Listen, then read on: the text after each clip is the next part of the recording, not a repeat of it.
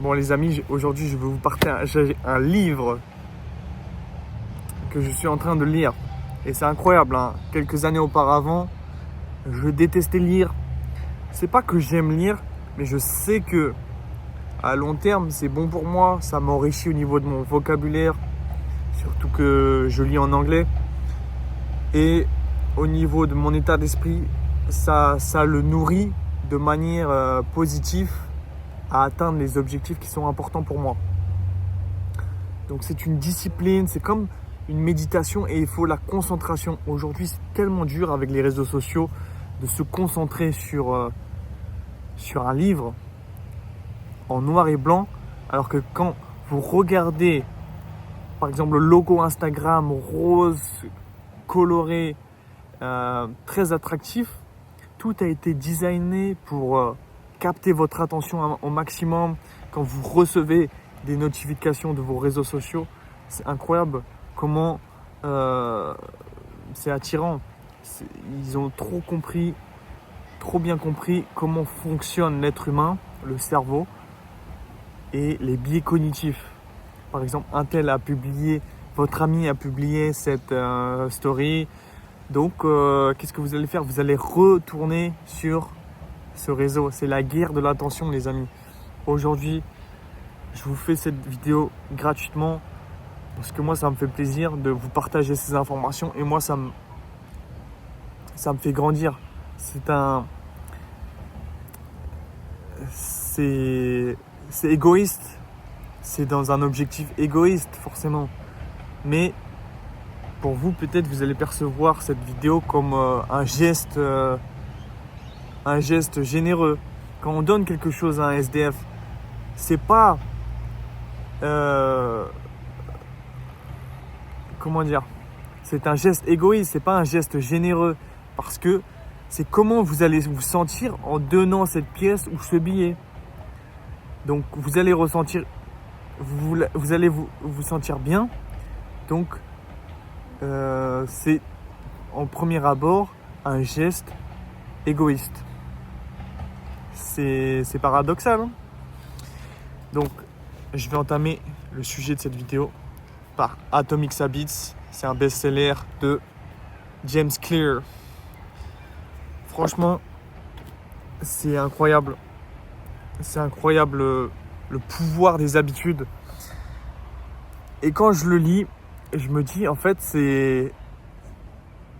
it makes sense, tu vois, ça fait du sens. Parce que quand on fait des choses tous les jours, on commence à associer une identité. Par exemple, vous êtes fumeur, vous fumez, vous allez vous attacher à cette identité de fumeur.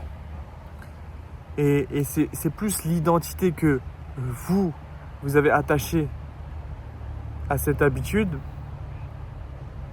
que l'habitude en elle-même. En fait, demain, si vous commencez à aller tous les jours à la salle de sport, vous allez finir, au début il va falloir vous forcer, mais vous allez finir par vous donner l'étiquette de quelqu'un qui est un athlète, un sportif. Il va falloir reframer votre esprit, mais à force de répétition, au début ça vous demande des efforts, mais une fois que l'habitude est en place, en fait, moi ce que j'ai remarqué avec moi, c'est qu'en fait quand je me pose trop la question, j'y vais pas. Par exemple, si par exemple je me dis tous les matins je vais devoir faire un footing et que je me dis est-ce que j'ai envie, aujourd'hui il pleut, est-ce que je dois y aller, et en fait rien que me poser cette question, ça va me faire perdre du temps, me distraire, et au final ça va juste retarder ce que j'ai envie de faire, alors que je sais qu'au fond de moi je dois le faire. Et peut-être que à force de trop se poser de questions, il faut juste ok, j'ai écrit que je vais faire cette habitude tous les jours, je le fais. Tu te poses pas de questions, tu t'exécutes comme un robot presque, ou que tu es à l'armée, tu es un soldat et tu dis vas-y j'y vais. Et vis-à-vis de ça, tu crées des résultats incroyables. Et c'est des petites actions cumulées qui créent des gros résultats. Par exemple, cette vidéo, si je crée cette habitude de faire une vidéo tous les jours, bah forcément, au bout d'un moment, mon expression orale va s'améliorer. Je vais pouvoir mieux m'exprimer, avoir une petite audience qui va grossir. Et je vais forcément faire peut-être des collaborations avec d'autres youtubeurs.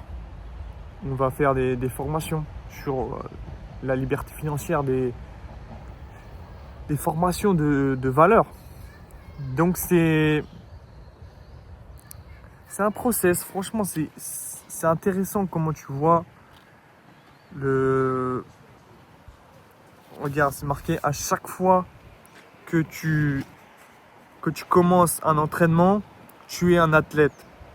À chaque fois que tu pratiques du violon, tu es un musicien. À chaque fois que tu écris, tu es un écrivain. Voilà, c'est pareil. À chaque fois que tu fumes, tu es un fumeur. À chaque fois que tu bois, tu es pas forcément un alcoolique, mais voilà, ça dépend des niveaux. À l'occasion, je dirais pas ça, mais each time, à chaque fois que vous encouragez vos employés, tu es un leader. Donc c'est des petites actions comme ça qui sont intéressantes. Là, je regarde un petit peu si je peux pas te partager quelques extraits.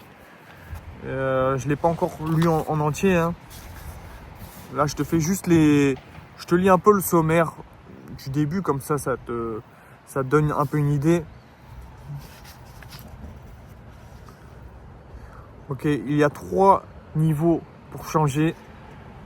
Outcome change, je dirais le changement extérieur, le chemin pour changer et votre identité pour changer. The most efficient way to change your habit is to focus not what you want to achieve, but on who you wish to become. Donc la manière la plus efficace pour changer vos habitudes, c'est de vous concentrer sur ce que vous voulez accomplir. Non, c'est pas de se concentrer sur ce que vous voulez accomplir, pardon, mais c'est sur qui vous voulez être. D'accord, c'est pas sur quoi vous voulez, c'est pas sur ce que vous voulez faire, mais sur ce que vous voulez être. C'est le être, d'accord, qui est plus important que avoir ou faire. Donc, become the best version of yourself require you to continuously edit your belief and to upgrade and expand your identity. Donc, devenir la meilleure version de vous-même va vous demander de vous corriger, je dirais, les croyances que vous avez et de les mettre à jour pour faire grandir votre identité. The real reason habits matter is not because they can get you better results, also they can do that, but because they can change your belief about yourself. The real reason habits matter. La raison principale pourquoi les habitudes sont importantes, c'est pas parce que elles vont vous permettre d'obtenir de meilleurs résultats, c'est parce qu'elles changent vos croyances que vous avez à propos de vous-même. Donc c'était quelques extraits de résumé de ce livre et des leçons importantes que j'aurais peut-être pas pu vous les dire sans savoir lu, mais ça me permet en vous disant de mieux les mémoriser. Donc j'espère que cette vidéo vous a plu. Mettez-moi un like, abonnez-vous et dites-moi dans les commentaires ce que vous en avez pensé. Est-ce que vous avez lu ce livre? Ça m'intéresse de savoir. À bientôt.